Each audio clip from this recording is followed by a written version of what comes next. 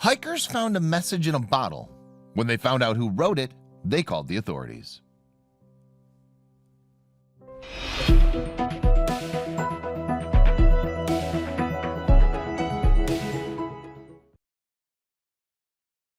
What was to be a casual weekend spent with his family in June turned out to be quite an eventful and testing time, and ended off with thanking two complete strangers for them actually being alive today. If it wasn't for two curious and brave hikers, this story could have had a very different ending.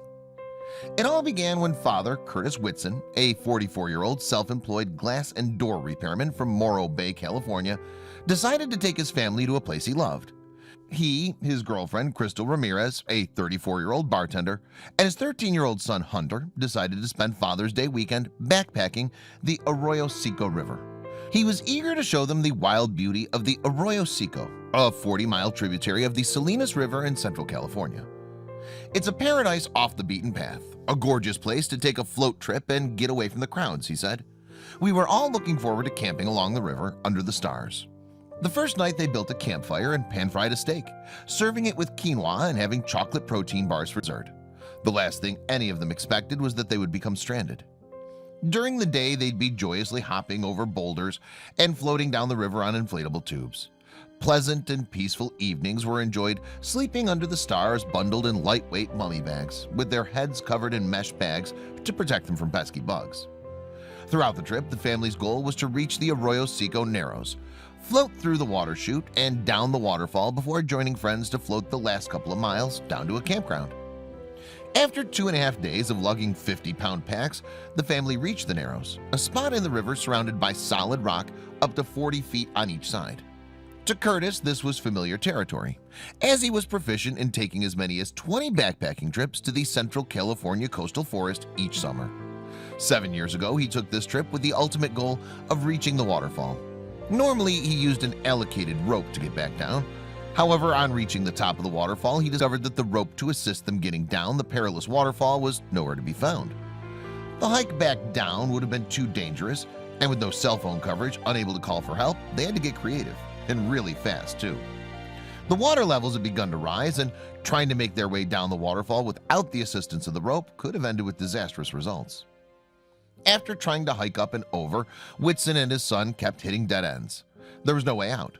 The group of three couldn't see anything past a bend in the canyon walls, but they heard voices on the other side. They tried yelling for help. They tried carving a message onto a stick and threw it over the edge. Soon, however, they realized a stick wouldn't be enough, so they came up with a new way to get someone's attention. Trying to carve a message onto sticks proved to be ineffective, and Curtis then came up with the idea of using an empty Nalgene water bottle. He carved the words "Help" stuck into the durable exterior plastic of the bottle. Crystal fortunately had some paper she took along to record scores for games they played, and wrote the following message on it: 6-15-19. We're stuck here at the waterfall. Please get help. Curtis tossed the message in the bottle over the cliff and watched it being swept away by the current of the river.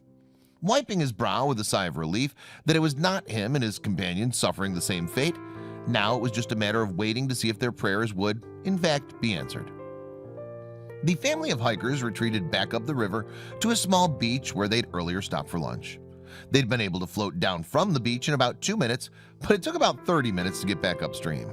Before settling down, the family spread out their blue tarp in a clearing and assembled white rocks to spell out SOS.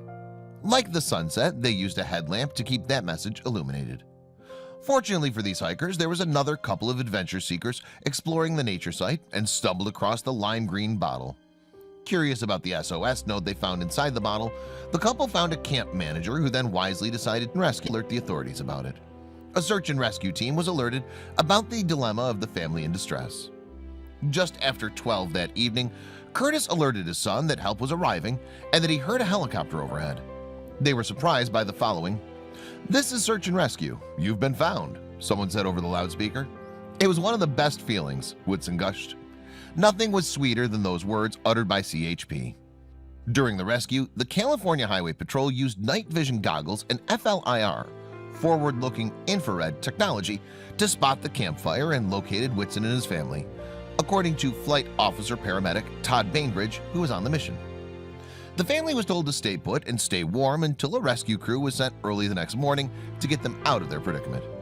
The next morning, a second California Highway Patrol helicopter crew arrived at 10 a.m. One by one, Curtis, his son, and his girlfriend were airlifted by helicopters off the cliff.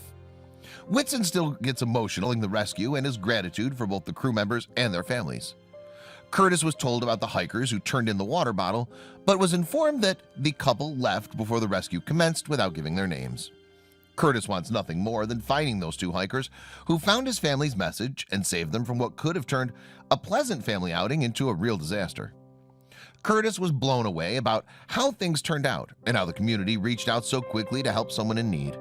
Things could have turned out differently because it could have been days before anyone spotted the bottle with the message, or even retrieve it from the stream for that matter.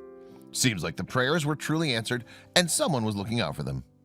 The pilot, Joe Kingman, said of the incident, "A lot of pieces fell into place just right for these folks," adding that in 23 years of rescues, he's never heard of a message in a bottle prompting a rescue. "Stuff like that only happens in the movies, really," Hunter said. Seeing like an actual message in a bottle being the reason someone actually got saved is just mind-blowing to me. What started out as a pleasant family outing out in nature could have turned into a nasty ending. However, with a stable sense of mind and composure, the whole incident turned into a message of hope, that there's always hope and light at the end of the tunnel.